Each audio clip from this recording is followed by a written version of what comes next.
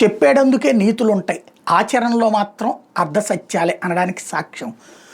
Russia అణుదాడి చేసేస్తుందంటూ సొల్లి కబుర్లు చెప్పేటటువంటి Europe అమెరికాల సాక్షిగా వాళ్ళందరి మద్దతుతో ఉక్రెయిన్ ఏకంగా ఒక అణుస్థావరం మీద దాడి చేసిందని చెప్పాలి. ఒకప్పుడు జపోరిజియాలో ఉన్నటువంటి అణు విద్యుత్ కేంద్రం ఉక్రెయిన్ చేతుల్లో ఉండేది. ఆ మధ్యన రష్యా దాన్ని స్వాధీనం చేసుకుంది. ఇప్పుడు రష్యా చేతుల్లో ఉంది.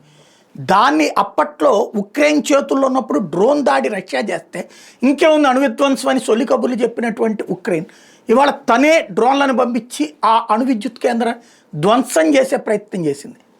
అంటే ఏంటి? అణు విధ్వంసం జరగాలని కోరుకుంటుంది. అది నాశనం అయితే ఉక్రెయిన్ కూడా సర్వనాశనం అవుతుంది. అంటే తమ నాశనం అవుతున్న రష్యా నాశనం కోసం తమ దేశం మొత్తం బూడిదైపోతుంది. అయినా సరే తెగిస్తోంది అంటే వాళ్ళని ఏమనాలా? దాన్ని సమర్థిస్తున్నటువంటి యూరప్ అమెరికా దేశాలను ఏమనాలి? ప్రస్తుతం జరుగుతున్నది అదే అక్కడ.